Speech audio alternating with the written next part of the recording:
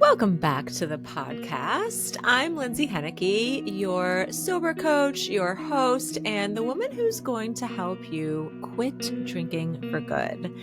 Today, we're talking about repetition over perfection, because what we're trying to do here is change the way we're living. We're saying, I live this way currently. There's some elements like my daily drinking habit, for example, that I really want to change and they don't serve me anymore. And so I want to be living this way. And the way to get from how we're currently living to living in this way that we want to be showing up is through repetition of the new behaviors that we're going to start to introduce. I'm sure that you've heard me say this before. Changing your relationship with alcohol isn't just about quitting drinking. It's about building new patterns. It's about handling and facing the emotional turmoil that comes up when we're not using alcohol as a coping mechanism. Because this is actually our life's work, learning to master our emotions, learning to slow down and make a different decision in our response to things that are hard, things that are frustrating. And this is the part that takes the most work. It's also the part that can feel slow and frustrating. You're doing all the right things, but it still can sometimes feel like nothing is actually changing. I know this. I felt this.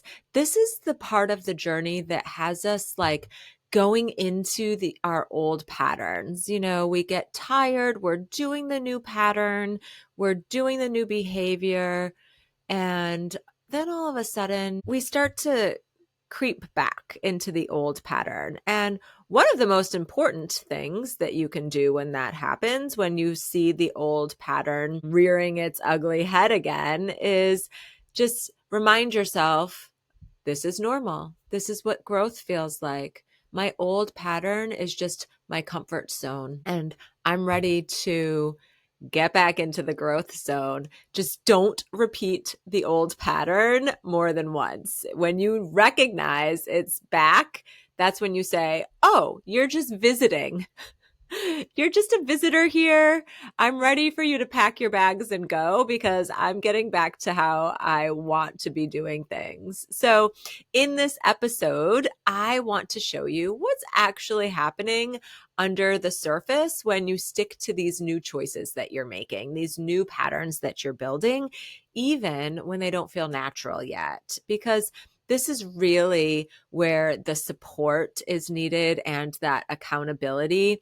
You know, there's this element of we have to create new patterns, and that requires trying out new tactics to support what we're trying to do here.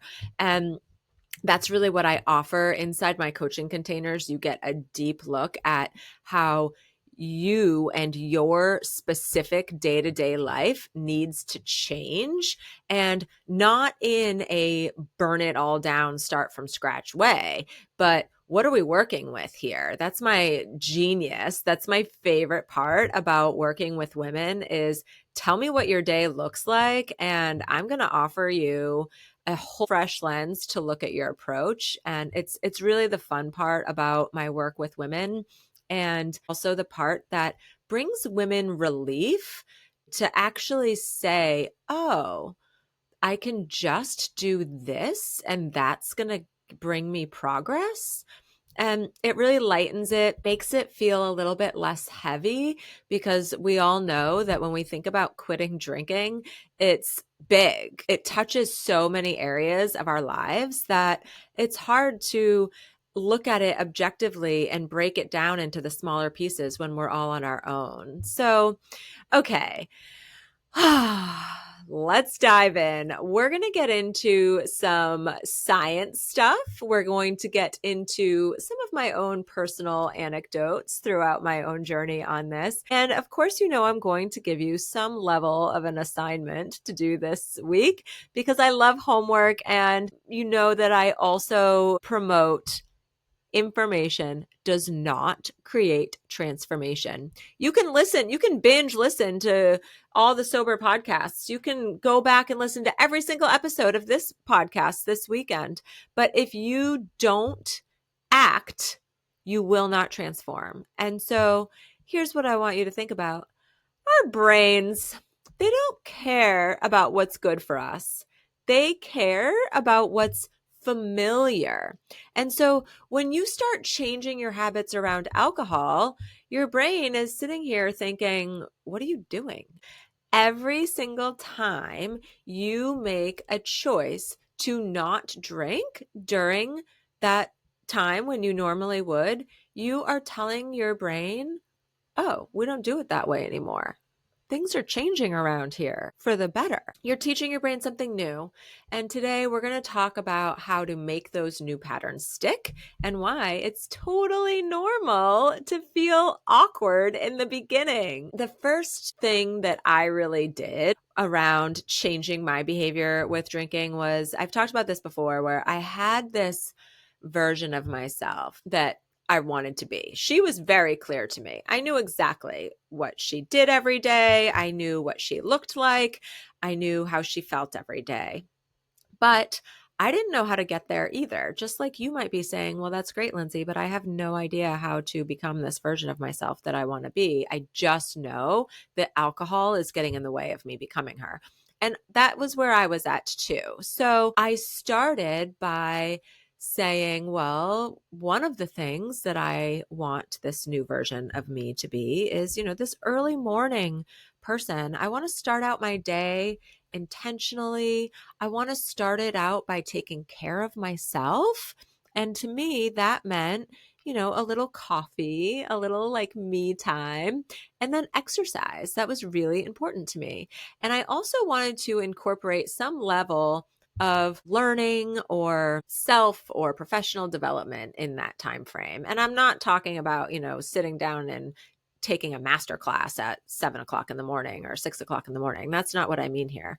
I mean like 10 minutes of information gathering to give me something to chew on for how I was going to change. And that's what I mean by there's information. We keep taking information, but it doesn't create our transformation. We have to implement what we're learning. So one of the first things that I did, and this was even when I was still drinking, I just started to wake up earlier no matter what.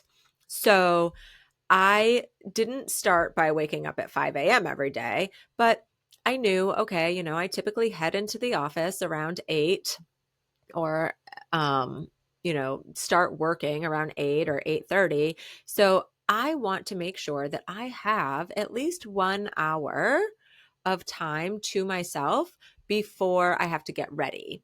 And I started this by just waking up, pouring my coffee, and listening to or reading Quit Lit. Typically a book, an audiobook. And this was a ritual that I started to create because some days when I was doing this, I was hungover. I was doing this while I was still drinking. And so sometimes I really didn't feel like it, but I did it anyway. You all probably know Mel Robbins. She has the 5-second rule. It's like 5, 4, 3, 2, 1, do it anyway. That's kind of the highest level of explaining it. And so I literally would wake up in the morning, my alarm would go off. And even if I had drank the night before, I was just like, nothing changes if nothing changes. Like you have to get up. And I would count down 5, 4, 3, 2, 1, feet on the floor, no matter what.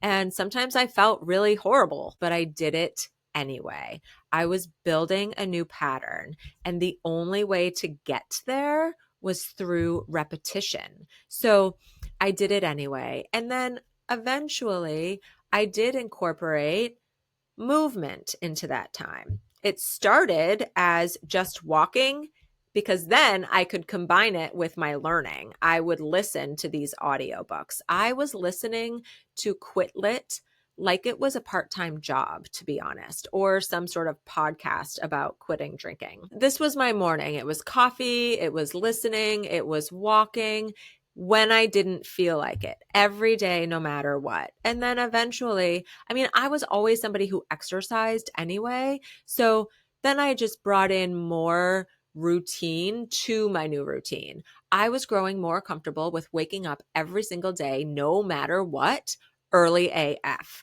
So I'm waking up at this point 6 o'clock, 5:30, and then it became 5. And now sometimes it's even before 5 a.m.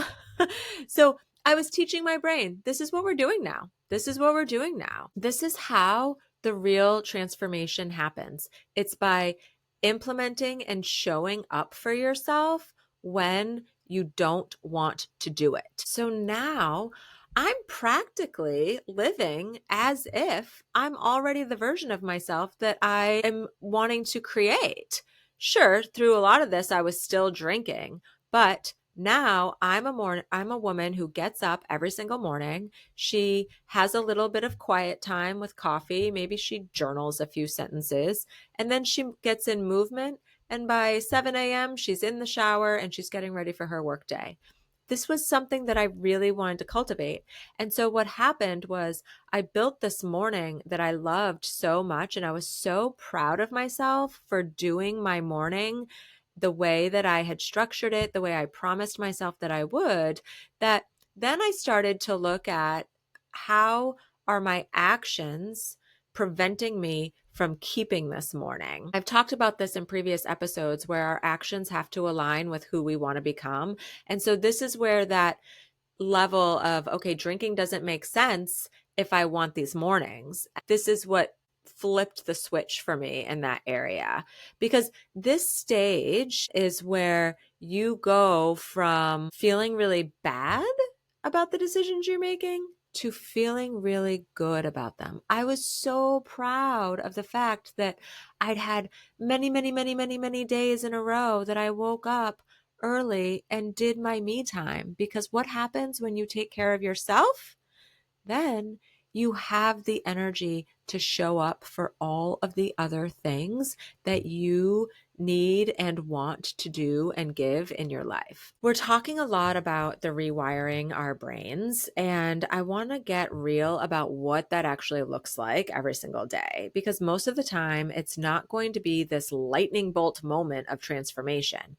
Just like I explained, it's this quiet repetition of all of these new choices that feel really awkward in the beginning. So it didn't always feel good. Sometimes I felt like a little bit of an imposter when I would say to people, oh, I get up at 5 o'clock in the morning every morning. Had I been doing it long enough to say I do that every morning?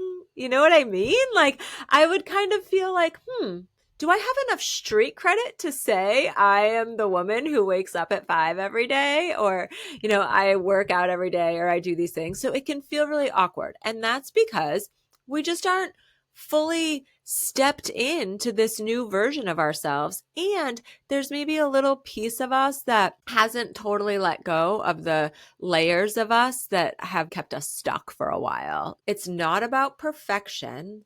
It's about repetition. Repetition is going to get you to be the person that you want to be. You think about all of the things that this version of you does, you have to start doing the things that she does. Otherwise, you're just dreaming about her. I also want you to know that this is going to feel really weird because our brain's job is to keep us comfortable. Our brain wants us to stay in that familiar territory, like just familiar, the routine of it all, because our brains are actually quite lazy. When we talk about change, especially around drinking, this isn't just about mindset. It's about neuroplasticity.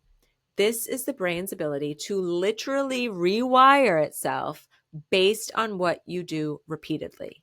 Because your brain is constantly updating its map of what is important, what's priority. It's taking notes.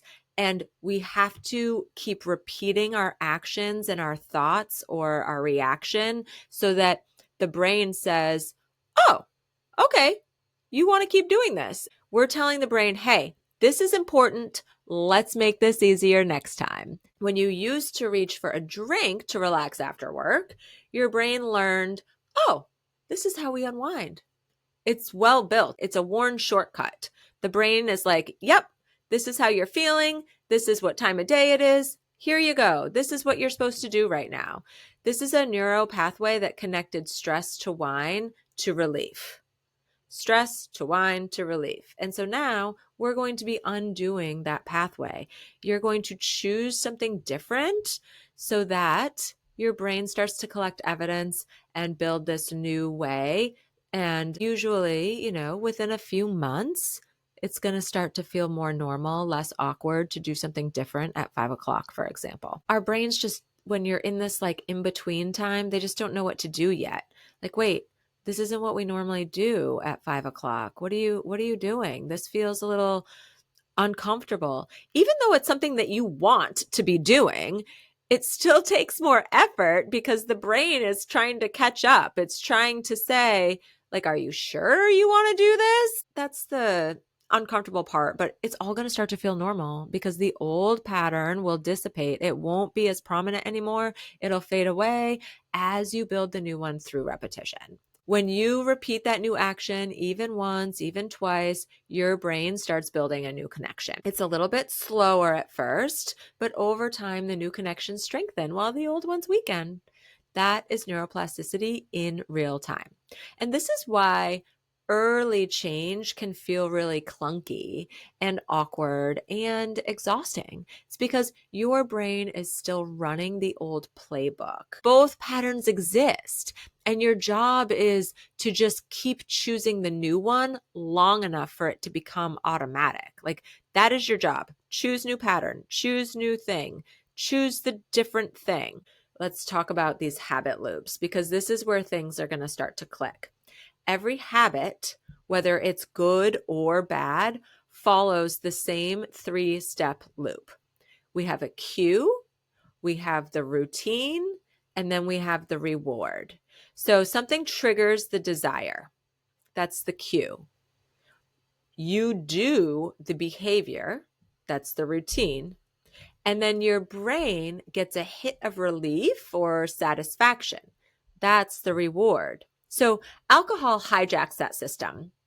It provides instant reward. So your brain keeps prioritizing it, even when you consciously want something different.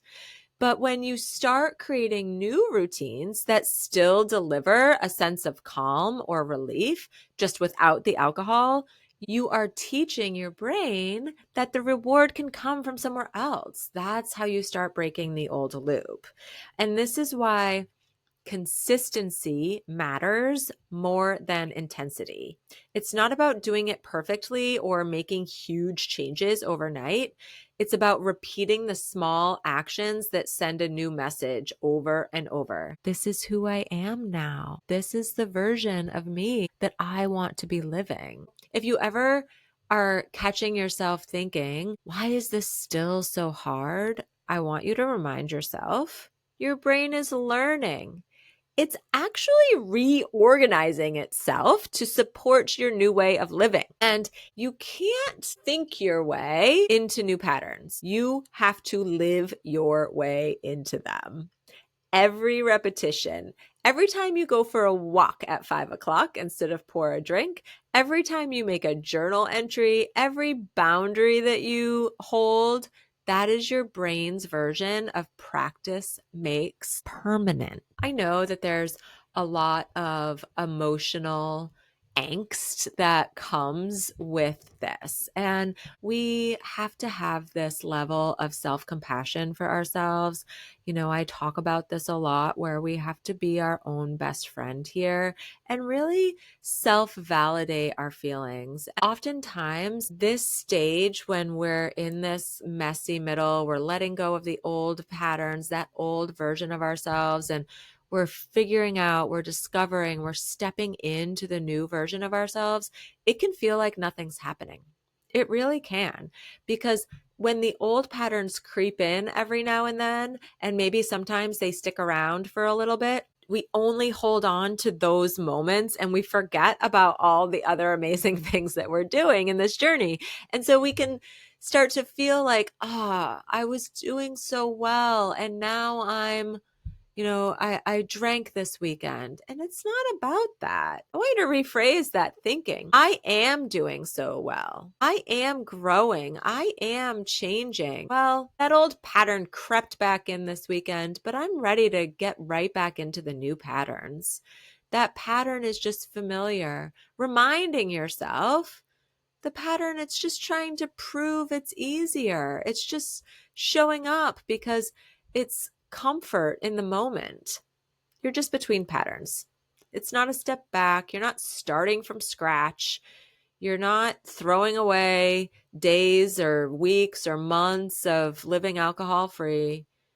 You're just starting from experience again. Remember this. This is mentally exhausting in the beginning because concentrating is exhausting. Your brain is burning energy every single time you do something different than what you normally do. And the women that I work with, here's some ways that they describe this. They become really tired and exhausted. They become emotional.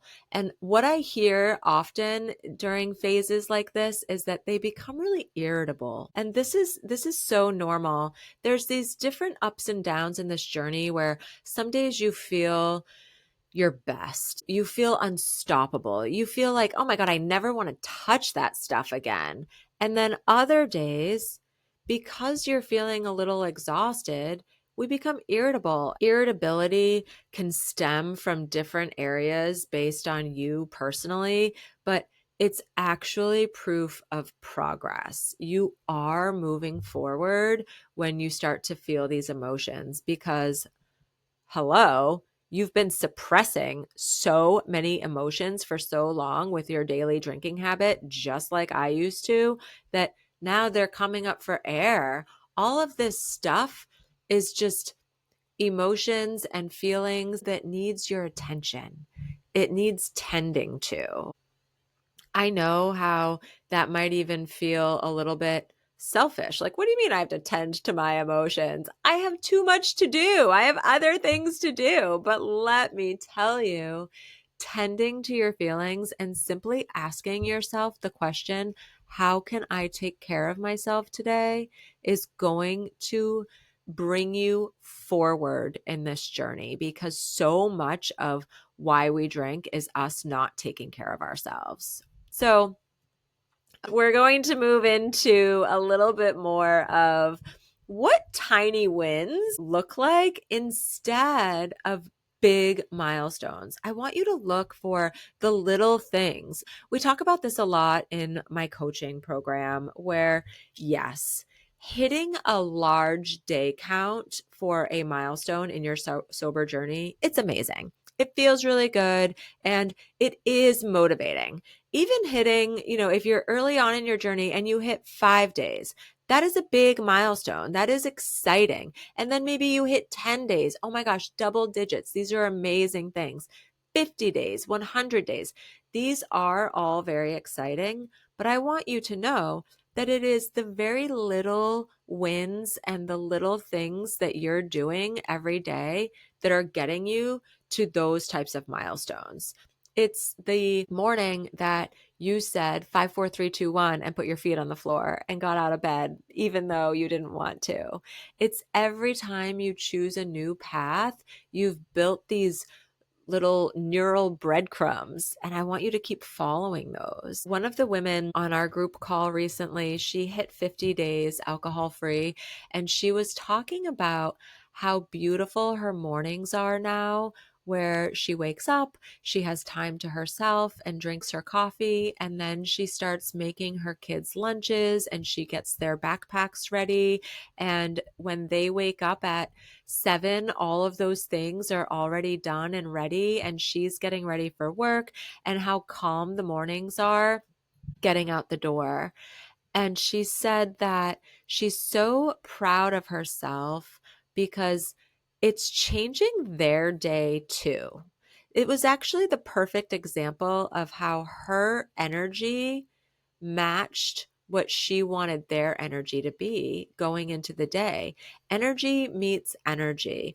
And when you wake up and you're scrambling to get lunches together and the backpacks together and yelling at the kids to move it, eat your breakfast, we got to get out the door, whatever the things are, that's an energy. But when you slow down and you wake up clear-headed, so that was something that she held on to.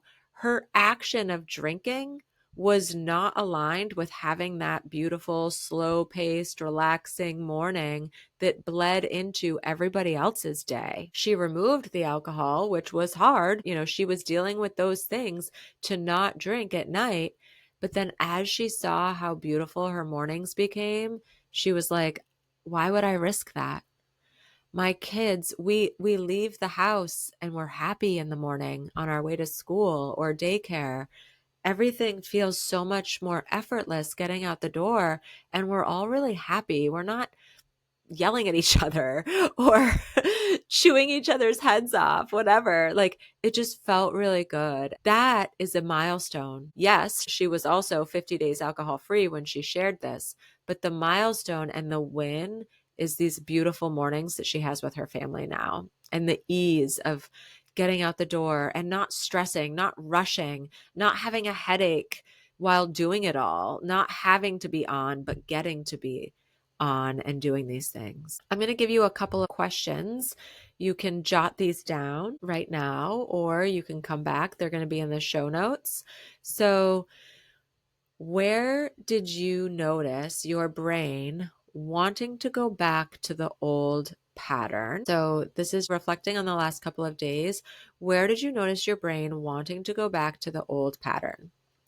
And then the next one is, what small shift did you make instead of going back to the old pattern? What was the little thing that you did? And then the last one is, how did that feel afterwards? Whatever it was, maybe it felt really insignificant in the moment, but whatever it was a win. Maybe it was something like, at 5 o'clock, I slowed down and I just took a minute to sit down before reacting to anything, before allowing autopilot to go pour the glass of wine or make up my drink that I normally have. I chose to slow down and sit and ask myself, what do I need right now? That is a win. Just doing that is a big, big win. I really want you to know that this is all about telling the brain we're doing things differently now.